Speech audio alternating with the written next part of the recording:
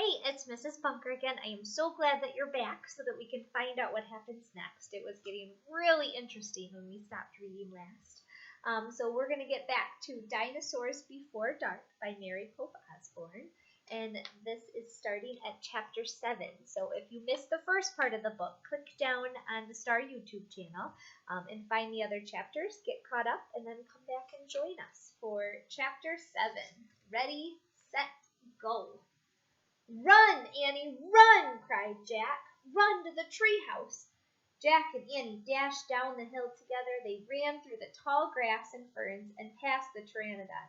They scrambled up the rope ladder and tumbled into the treehouse. Annie leaped to the window. "It's going away," she said, panting. Jack pushed his glasses into place. He looked out the window with Annie. The Tyrannosaurus was wandering off. But then the monster stopped and turned around. "Duck," said Jack. The two of them ducked their heads. After a long moment, they peeked out the window again. "Coast clear," said Jack. "Yay," whispered Annie.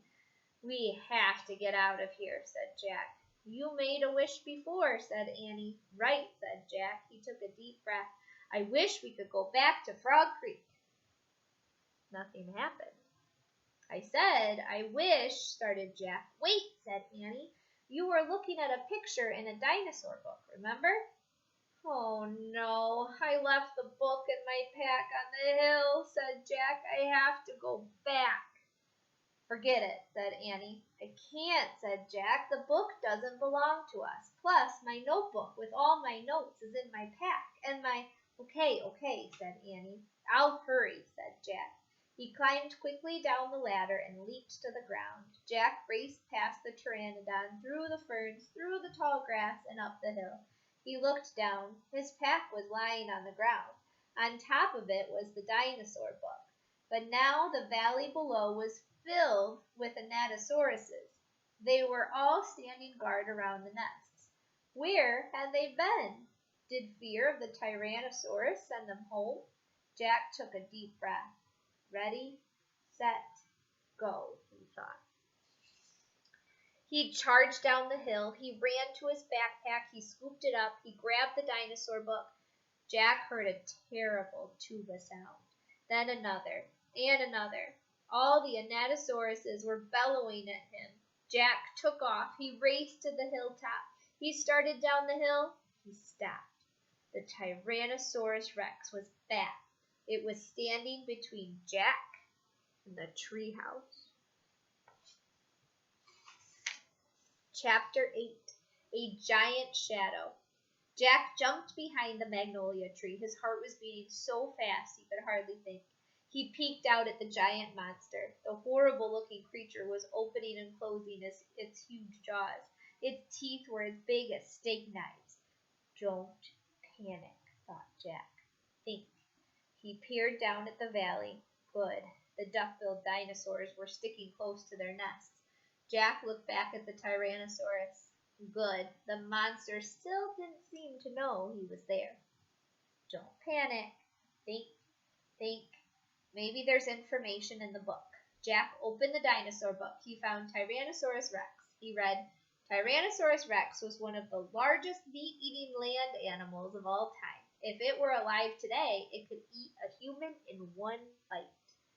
Great, thought Jack. The book was no help at all. Jack tried to think clearly. He couldn't hide on the other side of the hill. The anatosauruses might stampede. He couldn't run to the treehouse. The Tyrannosaurus might run faster. Maybe he should just wait for the monster to leave. Jack peeked around the tree. The Tyrannosaurus had wandered closer to the hill. Something caught Jack's eye. Annie was coming down the rope ladder. "Is she nuts? What is she doing?" Jack wondered. Jack watched Annie hop off the ladder. Annie hurried over to the pteranodon. She was talking to him. She was flapping her arms. She pointed at Jack, at the sky, at the treehouse. She is nuts, Jack thought. Go back up in the tree," Jack whispered. "Go." Jack heard a roar. The Tyrannosaurus Rex was looking in his direction. Jack hit the ground. The Tyrannosaurus Rex was coming toward the hill. Jack felt the ground shaking. What should I do? Jack wondered. Should I run, crawl back into Dinosaur Valley, climb the magnolia tree? Suddenly, a giant shadow covered Jack. He looked up. The pteranodon was gliding overhead. The giant creature sailed toward the top of the hill. He was heading toward Jack.